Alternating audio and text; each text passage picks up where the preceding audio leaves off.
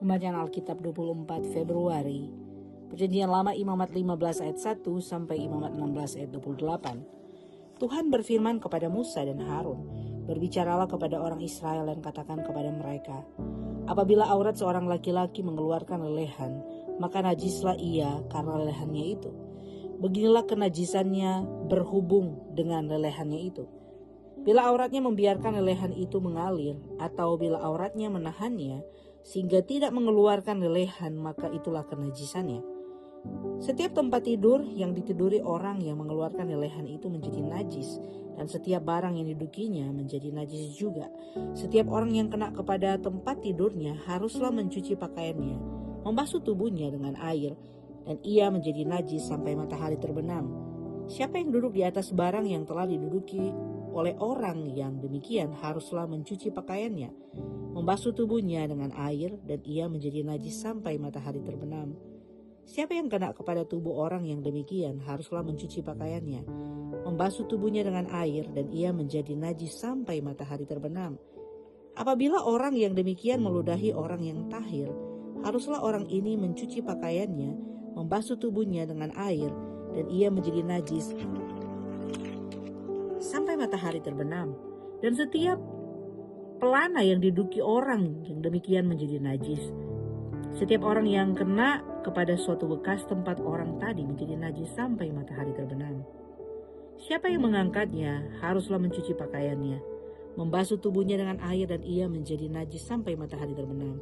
Dan setiap orang yang kena pada orang yang demikian, sedang orang ini tidak mencuci tangan dahulu dengan air, haruslah mencuci pakaiannya, membasuh tubuhnya dengan air, dan ia menjadi najis sampai matahari terbenam. Kalau orang itu kena pada belanga tanah, itu haruslah dipecahkan, dan setiap perkakas kayu haruslah dicuci dengan air. Apabila orang yang demikian sudah bersih dari lelehannya, ia harus menghitung 7 hari lagi untuk dapat dinyatakan tahir, lalu mencuci pakaiannya, membasuh tubuhnya dengan air mengalir, maka ia menjadi tahir. Pada hari yang ke-8 ia harus mengambil 2 ekor burung tekukur atau 2 ekor anak burung merpati, dan datang kepada Tuhan ke pintu kemah pertemuan dan menyerahkan burung-burung itu kepada imam. Lalu imam harus mempersembahkannya, yang seekor sebagai korban penghapus dosa dan yang seekor lagi sebagai korban bakaran. Dengan demikian imam mengadakan pendamaian bagi orang itu di hadapan Tuhan karena lelehannya. Apabila seorang laki-laki tertumpah maninya, ia harus membasuh seluruh tubuhnya dengan air, dan ia menjadi najis sampai matahari terbenam. Setiap pakaian dan setiap kulit yang kena tumpahan mani itu haruslah dicuci dengan air dan menjadi najis sampai matahari terbenam. Juga seorang perempuan, kalau seorang laki-laki tidur dengan dia dengan ada tumpahan mani, maka keduanya harus membasuh tubuhnya dengan air, dan mereka menjadi najis sampai matahari terbenam. Apabila seorang perempuan mengeluarkan lelehan, dan lehannya itu adalah darah dari auratnya, ia harus 7 hari lamanya dalam cemar kainnya. Dan setiap orang yang kena kepadanya menjadi najis sampai matahari terbenam. Segala sesuatu yang ditidurinya selama ia cemar kain menjadi najis, dan segala sesuatu yang didudukinya menjadi najis juga. Setiap orang yang kena kepada tempat tidur perempuan itu haruslah mencuci pakaiannya, membasuh tubuhnya dengan air, dan ia menjadi najis sampai matahari terbenam. Setiap orang yang kena kepada sesuatu barang yang didudukinya perempuan itu haruslah mencuci pakaiannya, membasuh diri dengan air, dan ia menjadi najis sampai matahari terbenam. Juga pada waktu ia kena kepada sesuatu yang ada di tempat tidur atau di atas barang yang didudukinya perempuan itu, ia menjadi najis sampai matahari terbenam. Jikalau seorang laki-laki tidur dengan perempuan dan ia kena cemar kain perempuan itu, maka ia menjadi najis selama 7 hari, dan setiap tempat tidur yang ditidurinya menjadi najis juga. Apabila seorang perempuan berhari-hari lamanya mengeluarkan lelehan, yakni lelehan darah yang bukan pada waktu cemar kainnya, atau apabila ia mengeluarkan lelehan lebih lama dari waktu cemar kainnya, maka selama lelehan yang najis itu perempuan itu adalah seperti pada hari-hari cemar kainnya, yakni ia najis. Setiap tempat tidur yang ditidurinya selama ia mengeluarkan lelehan haruslah baginya seperti tempat tidur pada waktu cemar kainnya, dan setiap barang yang didudukinya menjadi najis sama seperti kenajisannya cemar kain. Setiap orang yang kena kepada barang-barang itu menjadi najis, dan ia harus mencuci pakaiannya, membasuh tubuhnya dengan air, dan ia menjadi najis sampai matahari terbenam. Tetapi jikalau perempuan itu sudah tahir dari lelehannya, ia harus menghitung 7 hari lagi Sesudah itu barulah ia menjadi tahir. Pada hari yang ke-8 ia harus mengambil 2 ekor burung tekukur dan 2 ekor anak burung merpati dan membawanya kepada imam ke pintu kemah pertemuan. Imam harus mempersembahkan yang seekor sebagai korban penghapus dosa dan yang seekor lagi sebagai korban bakaran. Dengan demikian imam mengadakan pendamaian bagi orang itu di hadapan Tuhan karena lehannya yang najis itu. Begitulah kamu harus menghindarkan orang Israel dari kenajisannya supaya mereka jangan mati. Dan di dalam kenajisannya bila mereka menajiskan kemah suciku yang ada di tengah-tengah mereka itu. Itulah hukum tentang seorang laki-laki yang mengeluarkan lelehan atau yang tertumpah maninya yang menyebabkan dia najis. Dan tentang seorang perempuan yang bercemar kain dan tentang seseorang, baik laki-laki maupun perempuan yang mengeluarkan lelehan dan tentang laki-laki yang tidur dengan perempuan yang najis.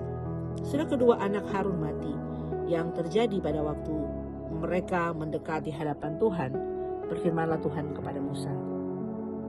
Firman Tuhan kepadanya, katakanlah kepada Harun kakakmu, supaya ia jangan sembarang waktu masuk ke dalam tempat kudus di belakang tabir, ke depan tutup pendamaian yang di atas tabut, supaya jangan ia mati. Karena aku menampakkan diri dalam awan di atas tutup pendamaian. Beginilah caranya Harun masuk ke dalam tempat kudus itu, yakni dengan membawa seekor lembu jantan muda untuk korban penghapus dosa dan seekor domba jantan untuk korban bakaran. Ia harus mengenakan kemeja lenan yang kudus dan ia harus menutup auratnya dengan celana lenan dan ia harus memakai ikat pinggang lenan dan berlilitkan serban lenan. Itulah pakaian kudus yang harus dikenakannya sesudah ia membasuh tubuhnya dengan air. Dan umat Israel, ia harus mengambil 2 ekor kambing jantan untuk korban penghapus dosa dan seekor domba jantan untuk korban bakaran. Kemudian Harun harus mempersembahkan lembu jantan yang akan menjadi korban penghapus dosa baginya sendiri. Dan dengan demikian mengadakan pendamaian baginya dan bagi keluarganya. Ia harus mengambil kedua ekor kambing jantan itu dan menempatkannya di hadapan Tuhan di depan pintu kemah pertemuan. Dan harus membuat undi atas kedua kambing jantan itu, sebuah undi bagi Tuhan dan sebuah bagi Asasel. Lalu Harun harus mempersembahkan kambing jantan yang kena undi bagi Tuhan itu dan mengolahnya sebagai korban penghapus dosa. Tetapi kambing jantan yang kena undi pada Asasel haruslah ditempatkannya hidup-hidup di hadapan Tuhan untuk mengadakan pendamaian, lalu dilepaskan bagi Asasel ke padang gurun.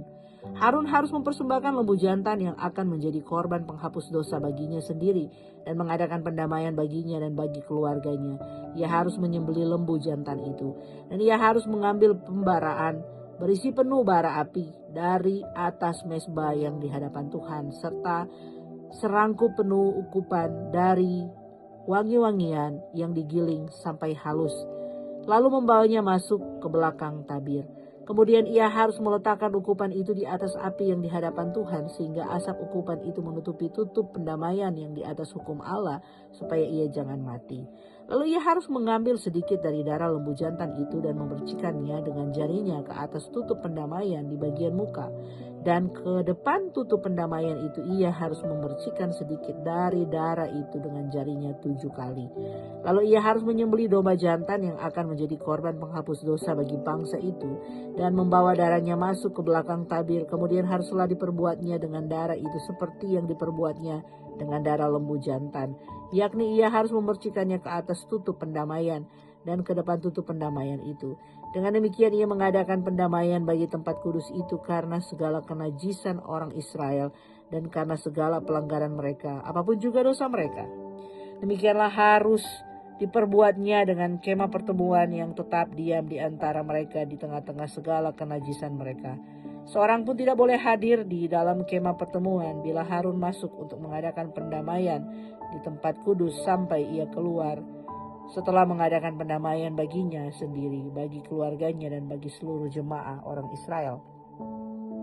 Kemudian haruslah ia pergi keluar ke mezbah yang ada di hadapan Tuhan dan mengadakan pendamaian bagi mezbah itu.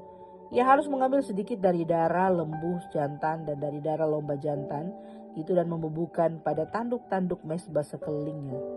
Kemudian ia harus memercikan sedikit dari darah itu ke mezbah itu dan dengan jarinya 7 kali dan mentahirkan serta menguduskannya dari segala kenajisan orang Israel. Setelah selesai mengadakan pendamaian bagi tempat kudus dan kemah pertemuan serta mesbah, ia harus mempersembahkan kambing jantan yang masih hidup itu.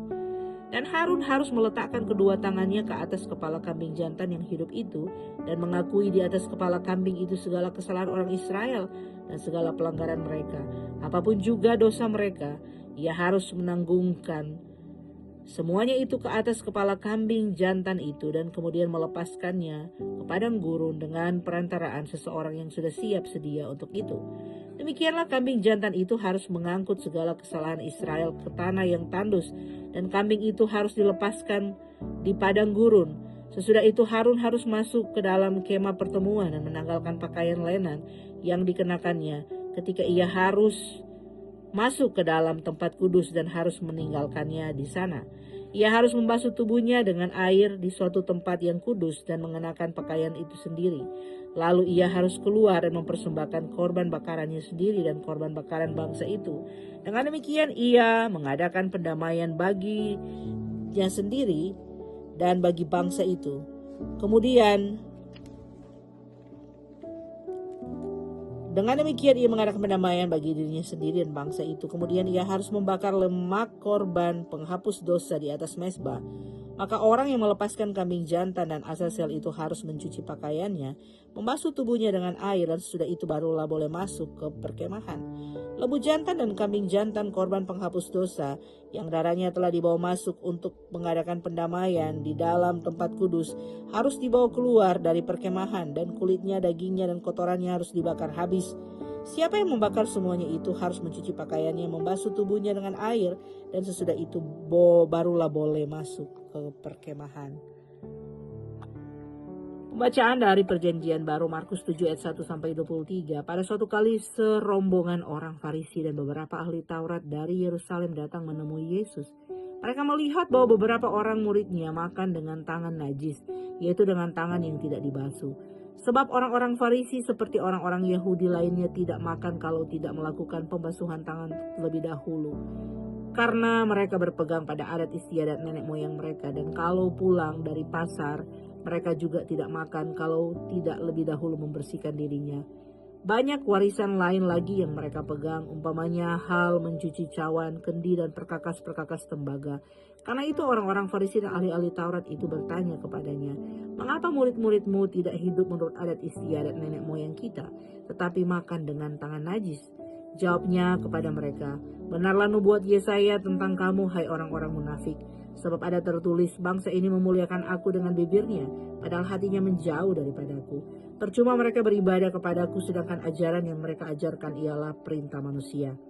Perintah Allah kamu abaikan untuk berpegang pada adat istiadat manusia." Yesus berkata pula kepada mereka, "Sungguh pandai kamu mengesampingkan perintah Allah supaya kamu dapat memelihara adat istiadatmu sendiri. Karena Musa telah berkata, hormatilah ayah dan ibumu, dan siapa yang mengutuki ayahnya atau ibunya harus mati. Tetapi kamu berkata, kalau seorang berkata kepada bapaknya atau ibunya, apa yang ada padaku yang dapat digunakan untuk pemeliharaanmu sudah digunakan untuk korban, yaitu persembahan kepada Allah. Maka kamu tidak membiarkan lagi berbuat sesuatu pun untuk bapaknya atau ibunya. Dengan demikian firman Allah kamu nyatakan tidak berlaku demi adat istiadat yang kamu ikuti itu. Dan banyak hal lain seperti itu yang kamu lakukan." Lalu Yesus memanggil lagi orang banyak dan berkata kepada mereka, "Kamu semua dengarkanlah kepadaku dan camkanlah. Apapun dari luar yang masuk ke dalam seseorang tidak dapat menajiskannya. Tetapi apa yang keluar dari seseorang itulah yang menajiskannya. Barang siapa bertelinga untuk mendengar, hendaklah ia mendengar." Sesudah ia masuk ke sebuah rumah untuk menyingkir dari orang banyak. Murid-muridnya bertanya kepadanya tentang arti perumpamaan itu. Jawabnya, "Apakah kamu juga tidak dapat memahaminya? Tidak tahukah kamu bahwa segala sesuatu dari luar yang masuk ke dalam seseorang tidak dapat menajiskannya? Karena bukan masuk ke dalam hati tetapi ke dalam perutnya, lalu dibuang di jamban. Dengan demikian ia menyatakan semua makanan halal." Katanya lagi, "Apa yang keluar dari seseorang itulah yang menajiskannya. Sebab dari dalam, dari hati orang timbul segala pikiran jahat, percabulan, pencurian, pembunuhan, persinahan, keserakahan, kejahatan, kelicikan, hawa nafsu, iri hati, hujat, kesombongan, kebebalan.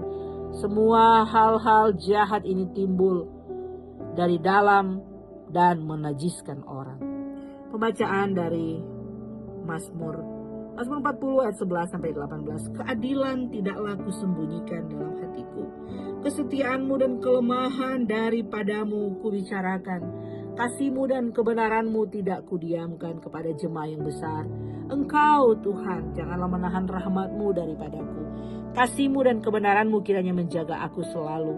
Sebab malapetaka mengepung aku sampai tidak terbilang banyaknya. Aku telah terkejar oleh kesalahanku sehingga aku tidak sanggup melihat, lebih besar jumlahnya dari rambut di kepalaku, sehingga hatiku menyerah. Berkenanlah kiranya Engkau ya Tuhan untuk melepaskan aku. Tuhan segeralah menolong aku. Biarlah mendapat malu dan tersipu-sipu mereka semua yang ingin mencabut nyawaku. Biarlah mundur dan kena noda mereka yang mengingini kecelakaanku. Biarlah terdiam karena malu mereka yang mengatai aku. Syukur, syukur. Biarlah bergembira dan bersukacita karena Engkau, semua orang yang mencari Engkau. Biarlah mereka yang mencintai keselamatan daripadamu tetap berkata, Tuhan itu besar.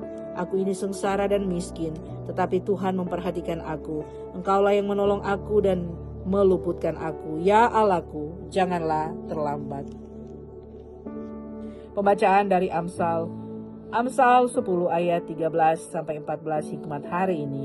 Di bibir orang berpengertian terdapat hikmat, tetapi pentung tersedia bagi punggung orang yang tidak berakal budi. Orang bijak menyimpan pengetahuan, tetapi mulut orang bodoh adalah kebinasaan yang mengancam. Demikian pembacaan Alkitab hari ini.